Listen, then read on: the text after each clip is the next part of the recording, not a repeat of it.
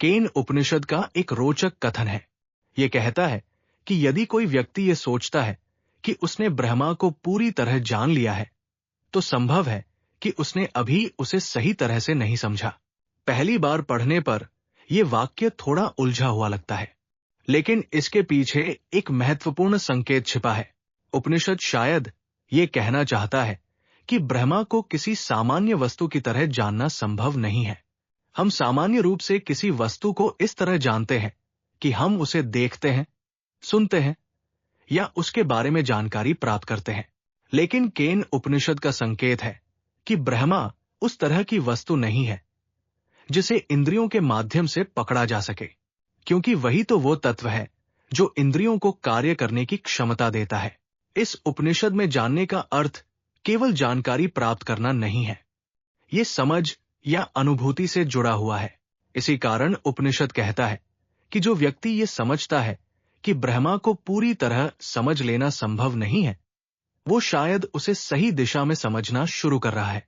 ये विचार थोड़ा विरोधाभासी लग सकता है, लेकिन ये हमें ये याद दिलाता है कि कुछ विषय ऐसे होते हैं जिन्हें केवल विचारों के माध्यम से पूरी तरह नहीं समझा जा सकता। कई परंपराओं में कहा गया है कि जब ब्रह्मा की चर्चा आती है तो शब्द सीमित हो जाते हैं। केन उपनिषद भी कुछ इसी तरह का संकेत देता है। वो कहता है कि जो वाणी बोल नहीं सकती, लेकिन जिसके कारण वाणी बोल पाती है, वही ब्रह्मा है। ये कथन हमें अनुभव के उस स्तर की ओर ले जाता है जहां भाषा की सीमाएं दिखाई देने लगती है।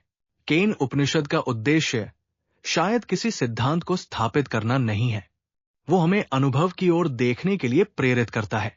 जब हम ये देखते हैं कि विचार, शब्द और अनुभव किस आधार पर संभव हो रहे हैं, तब धीरे धीरे एक अलग प्रकार की समझ विकसित हो सकती है। यदि कोई हमसे पूछे कि चेतना क्या है, तो शायद हम तुरंत उत्तर नहीं दे पाएंगे, लेकिन हम जानते हैं कि बिना चेतना के कोई अनुभव संभव नहीं है। शायद केन उपनिषद इसी सरल लेकिन गहरे तथ्य की ओर संकेत करता है।